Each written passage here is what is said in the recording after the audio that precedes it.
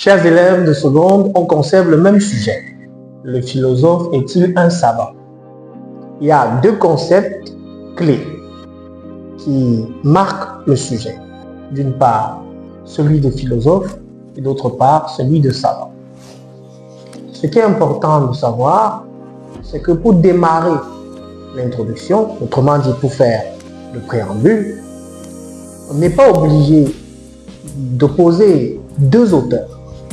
On peut aller par généralité pour toucher le particulier. On peut aussi passer par définition des concepts. Autre chose, c'est qu'on n'est pas obligé de définir le premier concept. On peut le laisser pour toucher le concept de savant. Et c'est ce que je fais dans cette introduction. Je définis le savant. Et c'est une introduction de préambule par définition de concept. Et on part tout simplement sur la définition d'un savant. Un savant est celui qui sait tout. Mais on sait tous qu'on ne peut pas tout savoir sur tout. C'est celui qui sait tout dans un domaine bien précis. Vous allez comprendre pourquoi je ne vais pas préciser cela dans la suite. Or, ce connecteur logique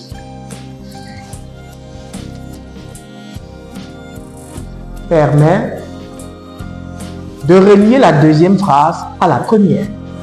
Or, le philosophe ayant des questions et théories sur tout, virgule, vous comprenez pourquoi la définition du savant est assez laconique et tient sur une seule ligne plus haut. On se demande s'il, mis pour qui? Mis pour le philosophe, peut être considéré comme étant un savant. Là, j'ai posé le sujet. D'où connecteur logique 2.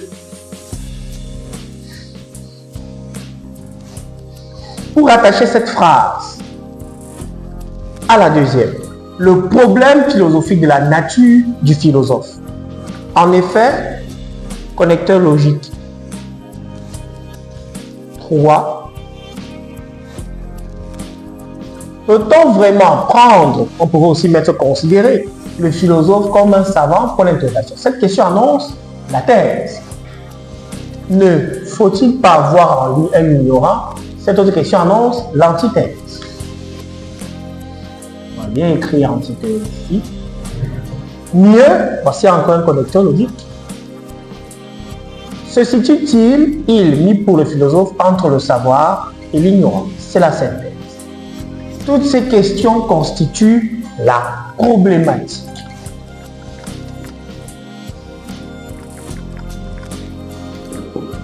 Ainsi, après le problème du sujet, on pose les questions de problématique.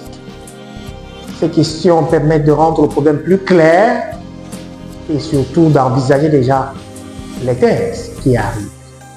Voilà donc une phase d'initiation à l'introduction de la dissertation en philosophie. J'espère que cela vous a édifié, chers candidats, et je vous prie de vous abonner, de liker, de commenter afin de bénéficier davantage de tutos pareils pour vous améliorer en termes non seulement de logique, mais de méthodologie. Plein de cœur avec.